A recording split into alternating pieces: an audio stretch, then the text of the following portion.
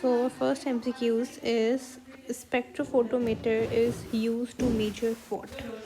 तो spectrophotometer basically use होता है मेजर करने के लिए एब्जॉर्प्शन ऑफ डिफरेंट वेवलेंथ को मेजर करने के लिए यूज़ होता है। बेसिकली स्पेक्ट्रोफोटोमीटर असल में एक इंस्ट्रूमेंट होता है, एक इंस्ट्रूमेंट है जिससे हम लोग मेजर करते हैं डिफरेंट वेवलेंथ्स को। आगे है which shows the effectiveness of wavelength of light driving photosynthesis. तो बेसिकली ऐसा स्पेक्ट्रम जो कि इफेक्टिवनेस बताए वेवलेंथ की, तो उसको हम बोलते हैं एक्शन स्पेक्ट्रम। अब एक्शन स्पेक्ट्रम क्या है? बेसिकली ऐसा स्पेक्ट्रम जहाँ पे फोटोसिंथेसिस का रेट सबसे ज़्यादा हो, जहाँ पे फोटोसिंथेसिस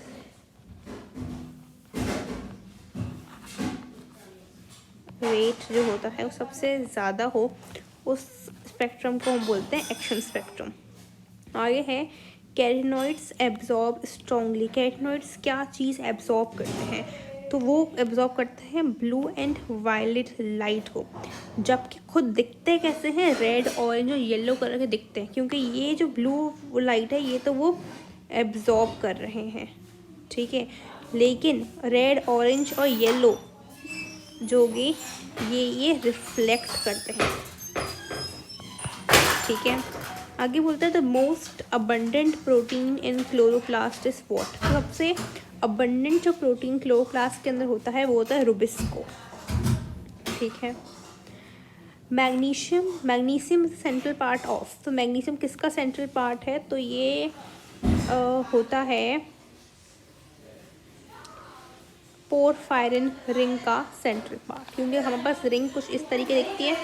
ये रिंग है हमारे पास, यहाँ पे हमारे पास ये है पायरोल, हम बोलते हैं ना पायरोल की रिंग है ये वाली, इस तरीके से कुछ हम बोलते हैं टेट्रा पायरोल। और यहाँ पे लगा होता है Mg, मैग्नीशियम, मैग्नीशियम होता है यहाँ पे, ठीक है। अब यहाँ पे नाइट्रोजन, नाइट्रोजन, नाइट्रोजन, नाइट्रोजन, इस तरीके से होता है। तो हम बोलते हैं कि मैग्नीशियम जो है यहाँ पे बीच में है किसके? पोरफायरिन रिंग को। इस रिंग को हम बोलते हैं पोरफायरिन रिंग, इसको बोलते हैं टेट्रा पायरोल रिंग बोलते हैं हम लोग, ठीक है। आगे बोल रहा है the products of photosynthesis in green plants are what. अब प्रोडक्ट्स क्या होते हैं फोटोसिंथेसिस के ग्रीन प्लांट्स के अंदर? तो हम रिएक्शन के मुताबिक अगर देखें तो हमारे पास प्रोडक्ट्स होते हैं ग्लूकोज, ऑक्सीजन और वाटर। तो डी हमारे पास यहाँ पे ऑप्शन करेक्ट हो जाएगा, ठीक है। आगे है location of phytol tail of chlorophyll b is. और लोकेशन क्या है? फाइटोल टेल की। अब फाइटोल टेल क्या होती है? वैसे यहाँ से ना एक टेल निकलती है, ठीक है।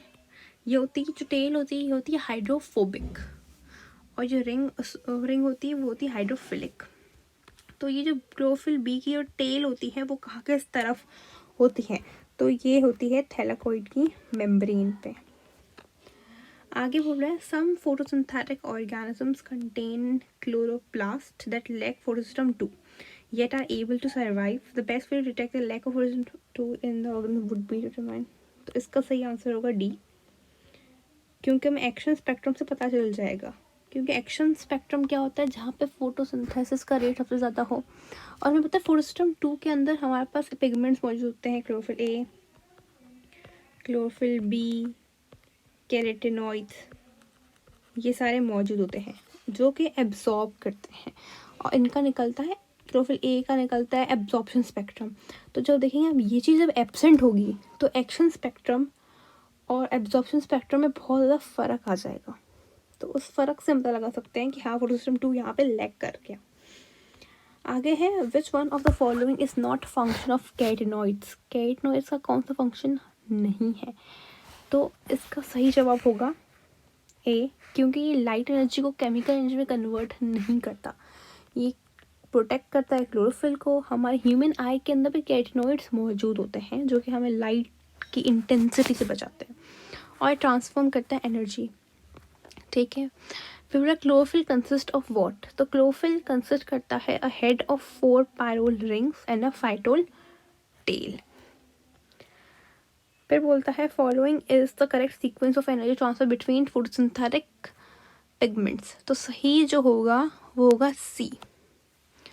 Conversion of light into chemical energy is a function of what. तो ये फंक्शन होगा ग्रेना का।